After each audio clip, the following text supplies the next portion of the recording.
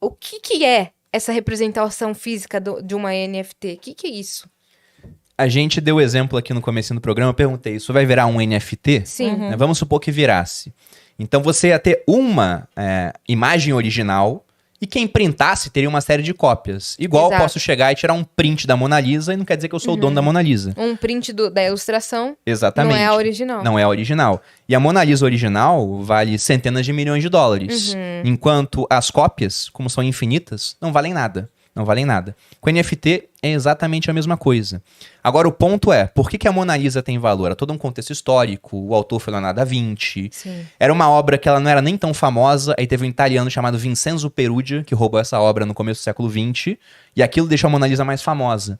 Então tem um contexto, mas hoje vários NFTs, eles são simplesmente status. O pessoal compra porque é legal ser dono de NFT daquela coleção. Tem duas coleções muito fortes assim.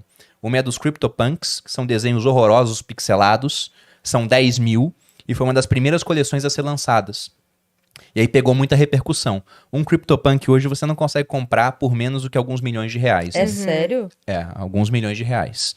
E teve uma outra coleção que foi lançada há menos de um ano, chamada Bored Apes, que são os macacos.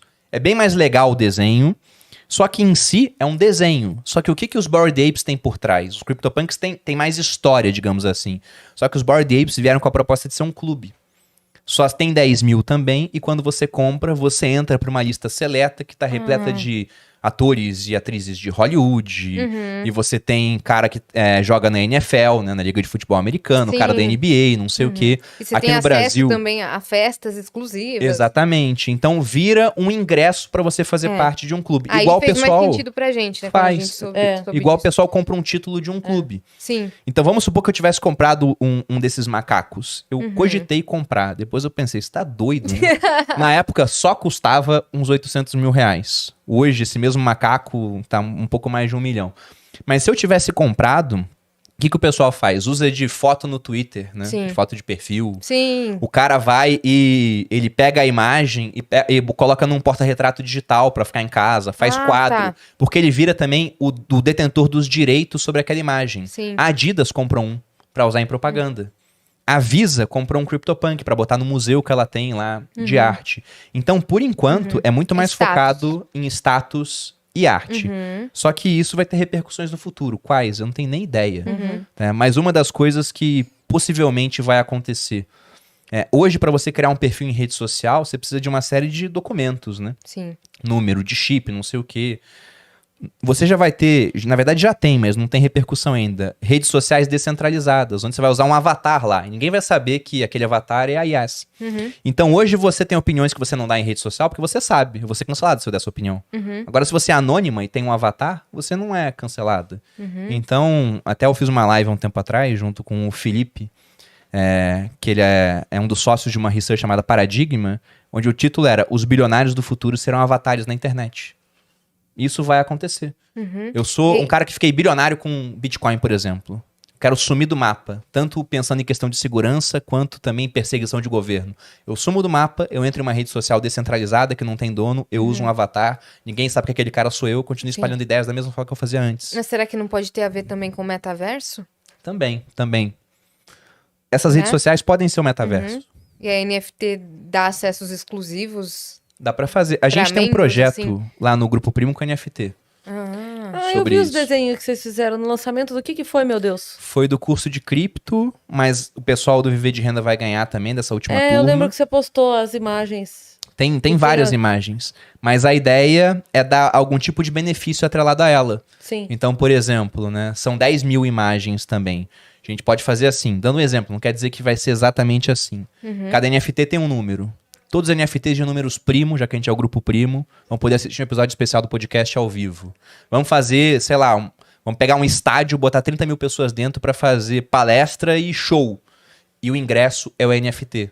Aí só entra quem tem NFT. Então é fazer um clube exclusivo, Sim. de fato. Você logou numa plataforma nossa e tem um NFT, você tem acesso a uma área secreta.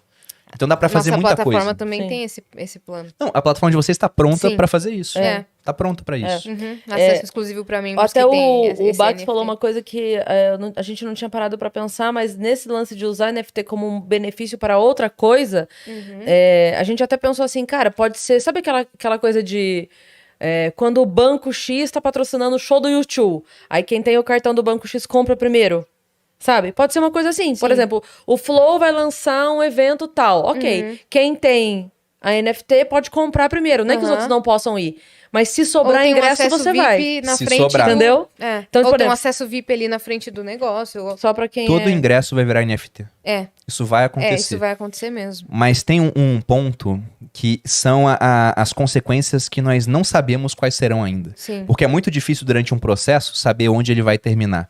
Mas traçando paralelos históricos, por exemplo, a gente pode falar que a gente está no novo renascimento. Se a gente for voltar no Renascimento, lá no século XIV, XV, começando na Itália, o que aconteceu?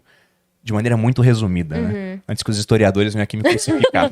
Mas... Você esqueceu do Pois é. Quer mais um detalhe café? do dia 13 de Eu abril. aceito Eu mais um. também aceito, Dani, Então por tá. gentileza. Já que a gente tá falando de metaverso, tem drogas também? Cafeína Pois é é. uma delas. Aqui não, mas Mas- se quiser a gente chama o pessoal. Não Tem precisa. um Pois andar é, de tem cima drogas, aqui. né? Esse é o negócio, mas deixa o estoque lá com o Monark.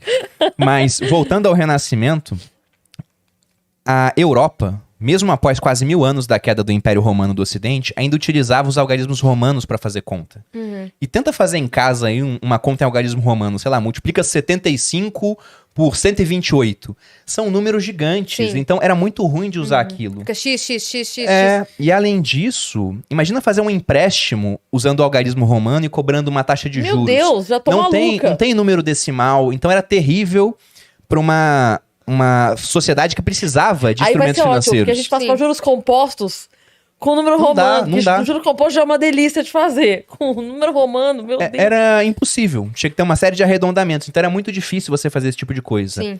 Até que teve um cara da cidade de Pisa, que ele foi pro Oriente e viu que o pessoal no Oriente utilizava os algarismos indo-arábicos. Sim. Então a gente teve, repare, uma revolução primeiro na linguagem, que foi um uso diferente da matemática. Esse cara voltou, o nome dele era Leonardo Fibonacci. Né? Tem a sequência de Fibonacci, o pessoal que gosta de análise técnica em bolsa gosta muito disso, né? A gente encontra a proporção áurea em tudo que se faz, Sim, né? Pega a sua sim. altura, divide pela metade do seu corpo, Sim. braço, etc. Teoricamente, quem tem as proporções áureas é mais bonito, né? Vocês podem ver que o meu rosto é perfeitamente simétrico. Né?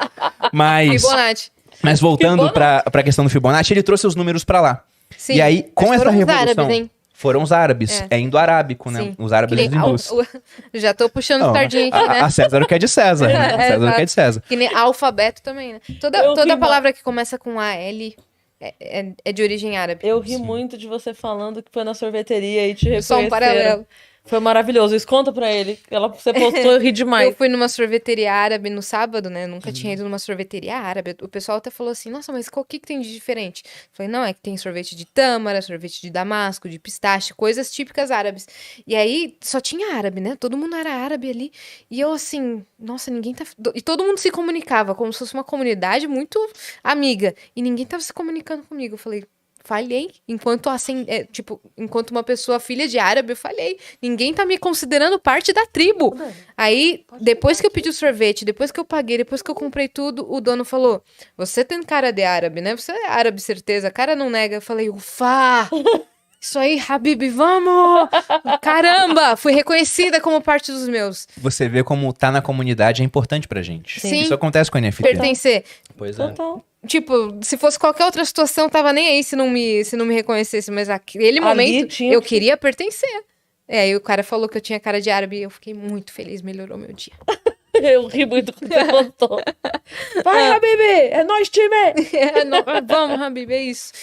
Você dizia do Do Fibonacci. Fibonacci.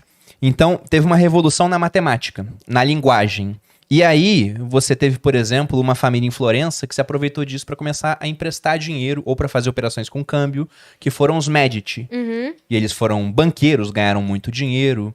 Então, a revolução na linguagem trouxe uma revolução financeira. Os empréstimos começaram a ser feitos em larga escala. Sim. Isso dinamizou as economias. E com o acúmulo de capital dessa revolução financeira, Os Medici, entre outras famílias, foram mecenas de artistas. Michelangelo, por exemplo. E aí você teve uma revolução cultural que foi o Renascimento. Sim. Então começou com linguagem, foi para finanças e chegou até a parte cultural. Sim, Se a gente for pegar a arte, se a gente for pegar agora com criptomoeda, foi a mesma coisa. A primeira mudança foi uma revolução de linguagem, de programação. Antes de você ter o Bitcoin, que é um mecanismo descentralizado de consenso, o que acontecia é que você precisava de uma terceira parte de confiança para validar as transações. A gente usa Mercado Livre por conta disso. Se eu não conheço alguém de quem eu estou comprando, como é que eu tenho confiança de enviar o dinheiro pro cara e saber que ele vai me enviar a mercadoria? Aí tem uma terceira parte que fala, não, eu garanto. O governo é essa terceira parte em vários aspectos. Aí vem um cara que falou, não precisa disso. Satoshi Nakamoto, que inventou o Bitcoin. Vamos colocar os mineradores para validar as transações. Os caras fazem um concurso mundial. Quem resolveu o problema ganha recompensa e ainda pode falar. Essa transação aqui ok, essa aqui ok. Essa aqui não vai acontecer porque o cara tentou fazer o gasto duplo, enviar o Bitcoin para 2 pessoas ao mesmo tempo. Então uma foi, a outra não foi. Essa revolução de linguagem começou. E aí veio uma revolução financeira, que foi o Bitcoin. Sim. E muita gente já ganhou muito dinheiro com as criptomoedas. Esse acúmulo de capital agora está financiando uma revolução cultural que Sim. está começando com a NFT. Muitos milionários. Pois é. E onde vai parar esse negócio? Não sei. Onde foi parar o Renascimento, né? Foi a mudança da Idade Média para a Idade Moderna. Sim. Né? Não dá para saber A o longo que vai prazo acontecer. não dá pra saber Não mesmo. dá para saber. Então eu fico até curioso, Depois porque de vai acontecer muito rápido. 2140, vai acontecer o quê? Não sei. Eu espero estar vivo para ver. Vamos ver. Sério? Porque vai saber a evolução tecnológica como é que tá. É Um verdade. dos caras que mais participou do processo de criação do Bitcoin, que é o Hal Finney, ele tinha um problema degenerativo, né? É o ELA, né? Esclerose lateral amiotrófica, se eu não me engano. E no final da vida ele até estava programando utilizando os olhos. Ele conseguiu fazer isso, né? Com tecnologia. Caramba. E esse cara, ele ganhou tanto dinheiro com o Bitcoin no final das contas, que ele se congelou. E aí que tá um ponto interessante. Imagina se... Ele tá morto, né? Tá congelado morto. Mas imagina que a gente tem um jeito de trazer esse cara de volta à vida. Eu nem sei se isso é possível ou não. E aí tem concepções religiosas, né? Não quero entrar nessa seara. Mas supondo que lá em 2140 a gente consiga descongelar esse camarada. E Sim. ele volte a ser a mesma pessoa. Imagina se ele tivesse guardado o patrimônio dele em dólar numa mala. Será que teremos dólar em 2140? Talvez sim. Quanto vai estar valendo o dólar se todo ano ele é programado para desvalorizar? Sim. O real, então, nem se fala, né? Nem Agora- vai ser real mais. Provavelmente Já vai não. ter Provavelmente não. E agora Bitcoin? Se o Bitcoin existir até lá, o patrimônio dele tá intocado em uma carteira que talvez só ele saiba a senha. Sim. E ele é capaz de tirar aquele patrimônio que ficou simplesmente imune ao confisco de governos durante todo esse período. Desde que o Bitcoin exista. O que também é uma extrapolação muito grande da história, né? O Bitcoin tem 12 para 13 anos. Imaginar que ele vai durar, né, 120 anos é muita coisa, mas vai saber. Sim, que o valor do Bitcoin depende de ações políticas e os carambas, não desvaloriza, assim. Claro que tem suas altas e baixas, mas Ele é afetado, ele é afetado. é afetado, mas não tão diretamente quanto a moeda de um país, né? Ele é afetado igual a luz do sol é afetada quando passa uma nuvem, mas o sol permanece o mesmo, né? Seria isso. Reflete nele, mas Não muda nada. não muda nada. Muda o preço. É. Só o reflexo, só o preço. Saquei.